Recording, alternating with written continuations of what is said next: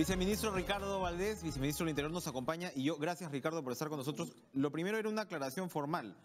Yo entendía que usted había juramentado como viceministro de Gestión Institucional, pero me dicen que ahora es de Seguridad Pública. ¿Cómo es esto? ¿Se cambió? ¿Cómo fue el cambio La primera ahí? resolución salió como orden interno.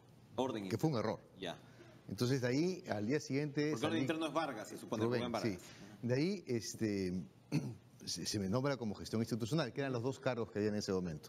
Pero una de las reformas que se hacen en el ministerio es que toda la parte de gestión ha pasado al secretario general. Ya. Y la parte más programática, operativa, ha sido dividida en dos. Por un lado, todo lo que es seguridad pública, que tiene los temas de seguridad ciudadana, de gestión de la información para la seguridad, de seguridad democrática. Eso es lo que yo estoy viendo.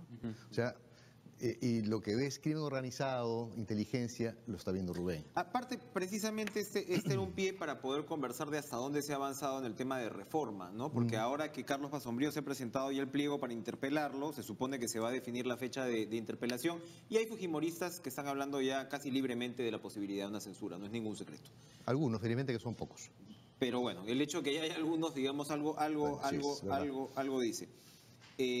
Yo me he enterado de incluso el contenido de parte del pliego y es, en fin, te saca un poco de cuadro, ¿no? Pareciera que el interés del fujimorismo va mucho por lo que han sido declaraciones de Basombrío en años pasados, ¿no? Y esto obviamente, bueno, se va a ir ventilando en los próximos días. A lo que voy es que probablemente hay una intención con segunda, ¿no? Como de ir poniendo la carreta por delante del caballo. Entonces, si se quiere pues adelantar una censura, que lo digan de una vez. Pero a lo que yo iba era hasta dónde ha avanzado la reforma.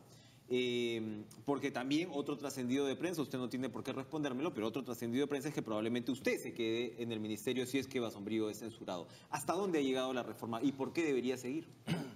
A ver, la reforma en realidad tiene muy poco tiempo. Estamos hablando de escasamente casi 11 meses. Entonces hay muchas áreas, muchos temas que están en pleno proceso. Es decir, justamente los cambios en la estructura, tanto de la policía como en la estructura del ministerio, digamos que recién la gente está empezando a acomodarse a sus nuevas funciones, ¿no?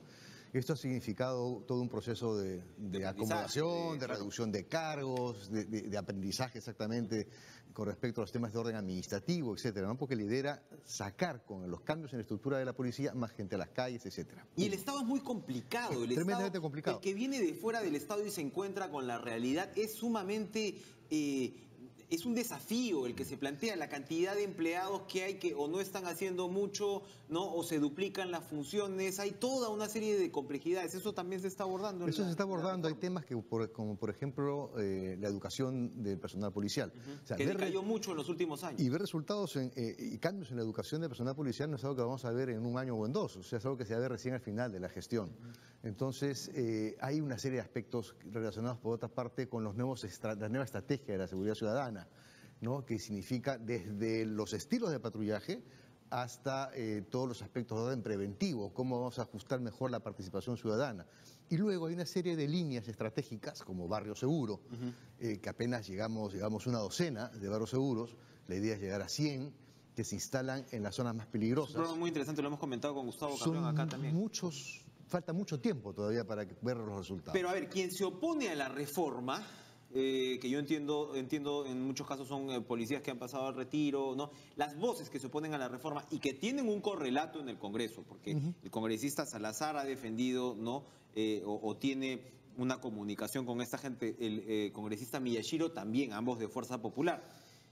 ¿Cuáles son los reclamos? ¿La resistencia va sencillamente por el hecho de recuperar tu puesto de trabajo, si es que es el caso, o hay reclamos de forma de quienes se oponen a la reforma, y cuáles son esos? A ver, yo veo que hay una serie de opiniones que son absolutamente atendibles. Yo estuve con el congresista Salazar la semana pasada en una exposición sobre justamente una evaluación sobre seguridad ciudadana.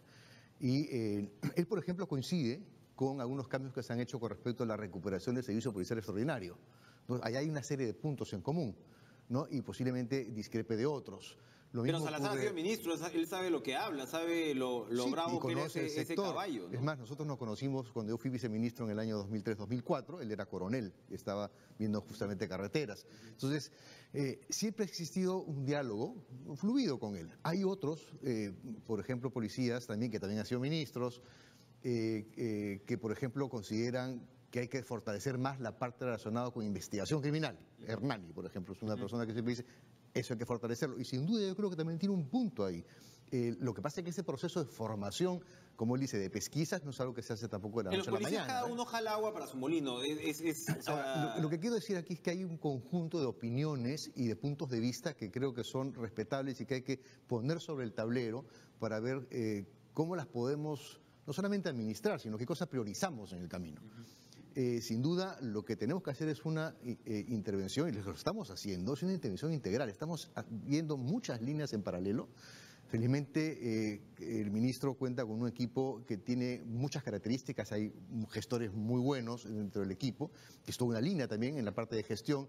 Estamos viendo obras por impuestos, estamos viendo cómo hacer más efectivo el gasto, etcétera, fortalecer la tecnología, fortalecer todo lo relacionado con el equipamiento policial. Eso es toda una línea de trabajo. En estos momentos Rubén se encuentra en el sur. Acabamos de tener contacto con él, se ha desmontado esta banda. Él se fue anoche, sale en la madrugada, a la medianoche, a hacer este mega operativo y apoyarlo, apoyado con muchos policías, que hay una metodología ya de intervención ahí de lucha contra el crimen organizado que yo creo que ya ha sido aprobada en estos meses y que está funcionando. Pero digamos, todo queda claro, pero cuando uno vuelve a lo que va a ser la interpelación, la primera pregunta, ¿no? Presentada por el fujimorismo, es más o menos algo así como le hacen la pregunta a Basombrío. Usted ha hecho un conjunto de declaraciones desde el 2013, ¿se ratifica en ellas? Ahora, eso evidentemente es una pregunta muy abierta, en el sentido además que Basombrío pues ha sido un tipo que ha estado declarando en medios, era una suerte también de opinólogo, un analista. ¿Puede haber una suerte de ajuste de cuentas político detrás de la motivación del fujimorismo para interpelar a Basombrío? ¿En qué tónica esperan ustedes que vaya a ser este ejercicio democrático, como dicen? No es una maravilla la interpelación, todas las veces que sea necesario, el ministro irá, qué sé yo. ¿Hacia eso van o la cosa va a ir para hacer un ajuste de cuentas? Yo creo que, en primer lugar, hay que ir, toca ir, y hay que responder lo que hay que responder. Son 39 preguntas, hay preguntas más profundas, otras menos profundas, unas que quizás tienen otro tipo de sesgo, otras que son mucho más de actualidad, pero va a haber que responder una por una todas las preguntas y eso me parece bien. Yo creo que aquí el tema de fondo, en algunos, por ejemplo, cuando uno lee las preguntas con detenimiento, creo que hay más que un problema de fondo, hay un problema de formas. A veces da la sensación que lo que ha generado o genera una corriente negativa es simplemente un tema de estilos. Creo que hay algunos congresistas que no les gusta el estilo de Carlos y entonces, por lo tanto, lo atacan solamente por esa razón. Yo creo que el principal reto va a ser cómo logramos transmitir, que es imprescindible en este momento de la vida política, un poco hacer una división entre los estilos que pueden gustarle a uno o no, versus lo que está en debate, el tema de fondo, ¿no? O sea, el programa de trabajo. Entonces, y en el programa de trabajo ahí podremos conversar, podemos intercambiar ideas. Habrá cosas que se pueden ajustar, otras que de repente habrá que dejar en el camino. Ese es, a mi modo de ver, el principal reto de esta interpelación. Si logramos realmente transmitir digamos, los temas de fondo y que se divida, que la gente pueda, sobre todo no solamente los congresistas, sino el público, ¿no?, pueda realmente hacer una decisión entre me gusta o no me gusta el estilo. Ya, ok, eso lo podemos, digamos, discutir. No, o sea, no todo el mundo tiene por qué gustarle lo mismo. Así es. No, pero lo que importa es, ¿estamos o no estamos viendo los temas de fondo? Bien. Para ir terminando, Ricardo, la trata de personas. La trata de personas ha sido incorporada a los planes de seguridad ciudadana. Antes nosotros hemos hablado de este fenómeno que no es, digamos, la trata de personas probablemente, vamos a decirlo así, clásica, ¿no? Así como el crimen organizado que discutíamos más temprano también con Rubén Vargas, no es los usos, las formas, las organizaciones y las tipificaciones probablemente a las cuales estábamos acostumbrados. ¿Por qué es importante incorporar la trata de personas a la seguridad ciudadana y qué cosa es lo que representa hoy la trata de personas? A ver, la trata de personas negocio, es tremendamente complejo. Hoy se conmemora el Día de Trabajo Infantil, que también está muy relacionado con el tema de trata de personas. ¿Por qué debe incorporarse a la seguridad ciudadana? Porque la trata se produce en un territorio, se produce en un círculo de negociación común y corriente. Es decir, se produce en pequeños locales que tienen un municipio que tiene que velar por ellos. Y los que tienen a su cargo la seguridad ciudadana, en términos de los planes y la ejecución de los mismos en un ambiente determinado, una zona geográfica, son los gobiernos locales. Y son los alcaldes quienes deben incorporar los procesos de fiscalización, por ejemplo, que están a su cargo tienen que incorporar a estos procesos de fiscalización los temas relacionados con las situaciones donde se produce cualquier tipo de explotación. Para ponerlo de una manera muy sencilla, trata de personas es igual a explotación humana, eso es, ¿no? Con variantes, etcétera, sexual, laboral, etcétera. ¿El trabajo infantil está dentro de esto o es...? Algún sector de trabajo infantil está dentro de esto. O sea, cuando el trabajo infantil no se hace bajo condiciones que no son legales, bajo condiciones de explotación, eso es trata de personas. Ahí, así de simple. Entonces, tenemos 2 millones de chicos trabajadores, menores de edad. Entonces, es una vergüenza, ¿no?